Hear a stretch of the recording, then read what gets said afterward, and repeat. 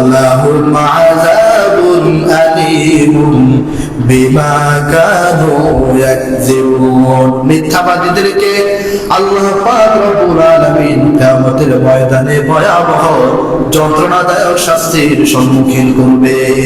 নাউযুবিল্লাহ। মিথ্যা এত ভয়াবহ, এজন্য আল্লাহ পাক রব্বুল আলামিন এই উম্মতকে আয়াতে আয়াতে মিথ্যা পরিহার করার জন্য আল্লাহ পাক আদেশ করছেন, ফাজতানিবুর রিজসা মিনাল আওসানি ওয়াজতানিবু কাওলাজ যুর।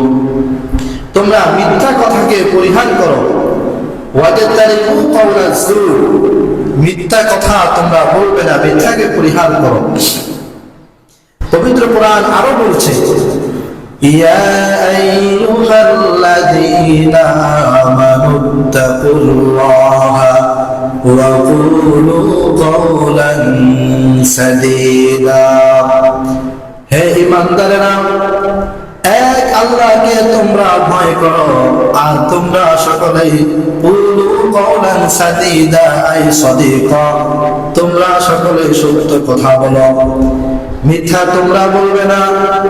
যদি তোমরা সত্য কথা বলতে পারো, ইউসলিহ লাকুম আমালাকুম ওয়া ইয়াগফির লাকুম যুনুবাকুম, তাহলে আল্লাহ পাক রব্বুল আলামিন তোমাদের যত আমল ত্রুটিযুক্ত আছে সব আমলগুলোকে সুন্দর করে দিবেন।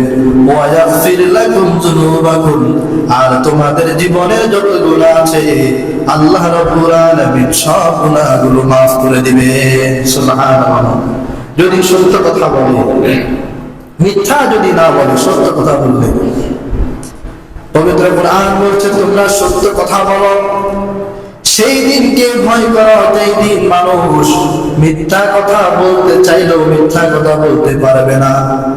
ওয়াইলুন ইয়াওমাইযিন লিল মুকাজ্জিবিন। আল্লাহ পাক বলেন, কিয়ামতের দিন যারা মুকাজ্জিবিন, যারা মিথ্যাবাদী, তাদের ভয়াবহ শাস্তি হবে।